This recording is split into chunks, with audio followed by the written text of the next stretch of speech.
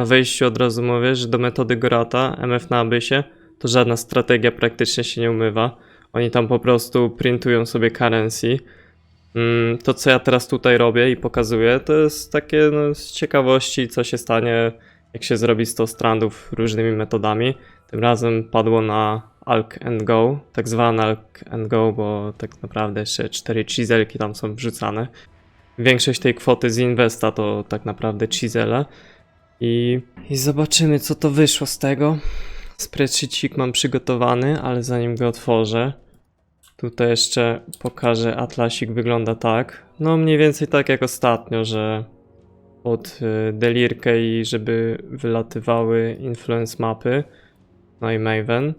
Tak to dużych zmian nie było, oprócz tego, że sobie w czerwoną część poszedłem i dłużej delirka będzie trwała. Atlasik będzie można tam znaleźć pod streamem. Tak samo jak spreadsheetik, który zaraz otworzę. Co jeszcze z ciekawostek, no to jak ostatnio mi poleciało 48 strandów tamtych poprzednich, to teraz ustawiłem sobie... To nie ma znaczenia, że ustawiłem inną mapę, ale no tak dla porównania poleciało po prostu 56 Jungle Valley. Wildwood, mechanikę ligową nową robiłem praktycznie identycznie, tylko może tym razem troszkę szybciej do tych poprzednich strandów. Jak wtedy miałem chyba 4 wejścia do bossa, to tym razem wylosowałem tylko 2. Co jeszcze mogę powiedzieć? Że odpalałem mapę na czerwonym egzarku i w sumie no taka różnica, że nie użyłem skarabów i sextanta tym razem. No, to mogę sobie spreadsheetik już włączyć. Pyk. To wygląda tak.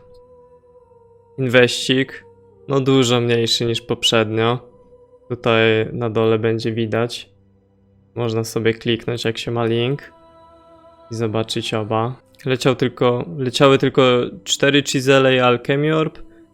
No jeśli bardzo modnie siadł, no to rollowałem, ale to był tylko ten Cannot Regen.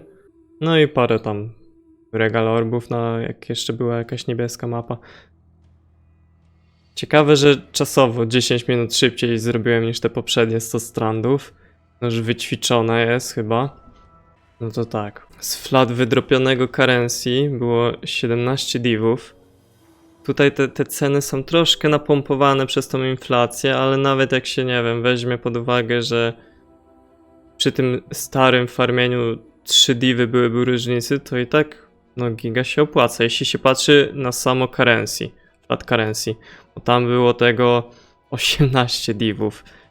Ale jak się popatrzy już na itemy, takie losowe, co tam dropiły, no to tutaj wyciągnąłem tylko 10 divów,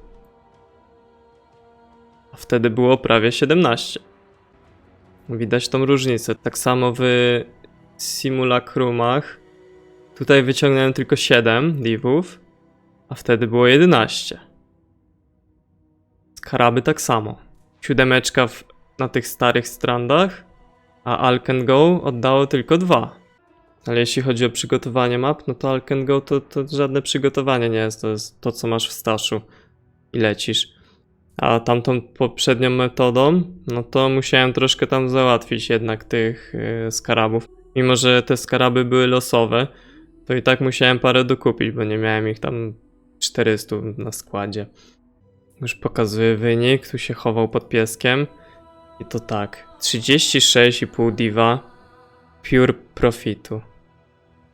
Gdzie nawet tego inwesta bym tu no odjąłem, ale bym nie odejmował, bo to jest tak naprawdę ta wartość tych chiseli itp., ale no miałem je na składzie i to były tak użyte.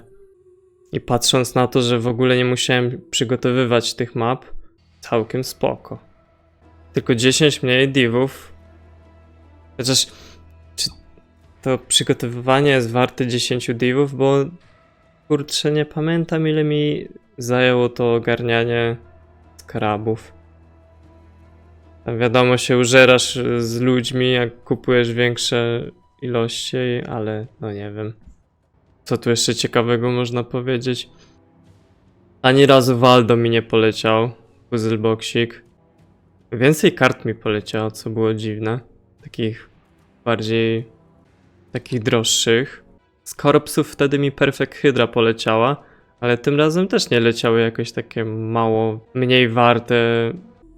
Czerwone inwy wiadomo, więcej warte niż O, oczywiście jakbym czegoś nie spieprzył, to by nie było normalne, nie zmieniłem nazwy. No, ale te czerwone więcej warte niż niebieskie.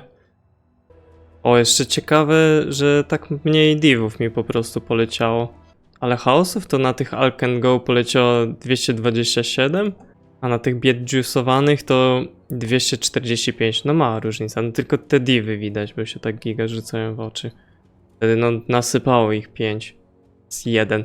To najlepsze, że to jeden poleciał gdzieś tak na samym początku map i to już się tak ucieszyłem, że o, tam na 25 map jeden div, no to nawet spoko będzie. Jak polecą tam 3 czy 4. A to dupa, jeden tylko. Tak to flat currency, no to no mówiłem, no bardzo podobnie. Jedyną taką dużą różnicę widać na tych losowych itemach, simulacrum i skarabach. Ale jak się ma po prostu jakieś skaraby w staszu, no to opłaca się tak po prostu wrzucić. Tak samo z sekstantami. Jak kolejne co będę sprawdzał, no to już tą Dolinę Dżungli, tylko no zobaczę jeszcze jaką metodą dokładnie. O czymś jeszcze zapomniałem? No nie wiem o czym mógłbym pogadać, jak coś no to wszystko widać tam w spreadsheetie. A ja się żegnam, ale będę.